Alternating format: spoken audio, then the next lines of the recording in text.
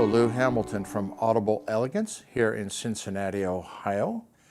And we are located a couple doors north of the original Montgomery Inn, across the street from Montgomery Cyclery. We do work on Facebook, X, and Instagram. I also write a monthly blog, but I've been a bit preoccupied with my wife's health, so I've had to forego that for a little bit. I thought I would talk today about one of the absurdities that I see in the used market, and it's the Marantz product line and the ridiculous prices that are being asked for it. It's not uncommon, for example, to see the receiver like the 2325, people asking $3,000 for a 50-year-old receiver. And the reason I feel qualified to talk about all this is because when those products were brand new, I actually was selling them, and quite familiar with that series and the series before, and then the DC series that followed. And I'm sorry to tell people who think that Marantz is a great product line of that era, it's not. And if you get into the separates, which I've bought several sets of them even as early as 10 or 15 years ago, there's no way you can make those things musical. They make sound and it can be very pretty, but if you're looking for, rhythm, pitch, and emotion out of it, I'm sorry, they don't deliver. If you talk about some of the big old power amps, like the 510 and the 250s, well, you have to understand that those things were built using Darlington output transistors. And with the way the design was, and in the service department at Sight and Sound, I got to watch some of these things. When one of those transistors would fail, you would literally have a cascade of the whole channel blowing up. Every transistor got wiped out at the same time. And again, they're not that musical. They're not that good. The monies that people are asking for it is just total nonsense. The smaller tuners, the 110, 112, 115, they're garbage. They're simply garbage. They're not very sensitive, and they don't sound that good anyway. I own the 125s, which was all right. I've got to have the oscilloscope, so I had the 150, and it was an okay sounding tuner, but again, nothing special about it per se. In comparing it against the Kenwood tuners of the same era, the KT-8300, for example, the 8300 in terms of its ability to pick up signal, because I was doing DXing on FM of all things, was simply superior. Although the Kenwood tuners were no more musical, they were just a different tonal balance, so they weren't that good. Now, there is one piece in the Marantz line that is in fact special. And it's their smallest integrated amplifier called the 1030.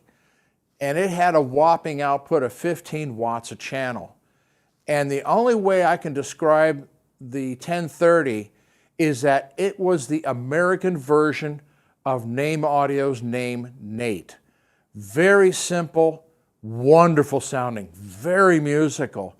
And in many cases, as Julian Veriker would say, how much power does it have? Sufficient.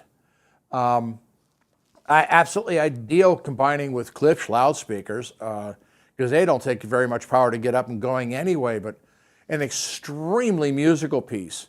You go up to the line into the 1060s and up. The 1060 is not nearly as good.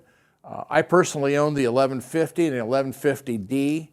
I could never understand why I was never happy with my system until I got rid of it. Were they better than the Yamahas of that era? Yes. Yamaha was a mess that whole era. They had so much negative feedback, it was just dreadful. But the Marantzes are not anywhere worth the value that people are asking for them today. And even back in the 70s when we were selling Marantz, it was as if the Marantz name was still carrying forward the original Saul Marantz product lines.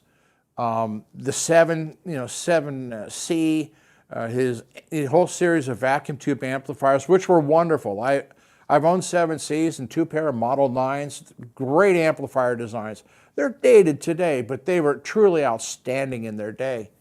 But, if you're looking for vintage equipment, I really seriously recommend taking a wander over to Sansui.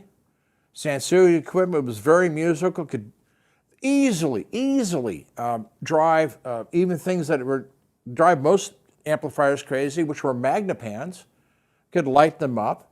The only thing you have to be careful about with the Sansuis is that their input stages were not really designed for high output CD players. So you would overload the preamplifier with it. I ran into that with like the 771s. But again, very musical. The Sansui tuners, by far and away, are the best deal in the market, musically speaking. It crushed things like the Cameron L70T and the big Yamaha CT1000. I had those. I'm sorry, but the Sansui tuners, were just really wonderful pieces of product, particularly if you get into the 7000 series. That's where the real value is. But I'm sorry, those people who think they're buying a piece of Saul Marantz like they did in the 70s, no, that's not true. Were they great product? No, they were well-built product, but they weren't particularly musical. And if you think, I had a comment on one of my articles about, used equipment, that if you think that the satisfaction of owning vintage equipment is that you get a wood cabinet that you can polish, you're forgetting the reason to get it. If you like the polishing things, go out and buy yourself a wood table or a real nice wood piece of furniture. A receiver typically is to be listened to, and most of the people put them in a cabinet behind doors anyway, so I don't get it. And so, I'm sorry, but the Marantz is not a good value, and I have to say it because I'm just seeing people ask stupid money. And to be honest, the people who are selling it for these ridiculous prices, they're flippers. They find it at somebody's, estate sale or, God knows where. There's no care in trying to refurbish it whatsoever. And they just see the market price out there, and so they find the latest price on, Audio Gone or eBay, and they'll apply that on Facebook Marketplace and everything else. I mean, I've really seen some stupid prices. And I'm sorry, it's not a good value. I've got to say it. If you're into bedroom blue dials or bedroom blue for colors, buy yourself a Rogue, preamplifier because they use a blue display. There's your bedroom blue. It's happy. And it's much better sounding. But I'm sorry, it's not good value at all. And I just simply have to say it. There we are.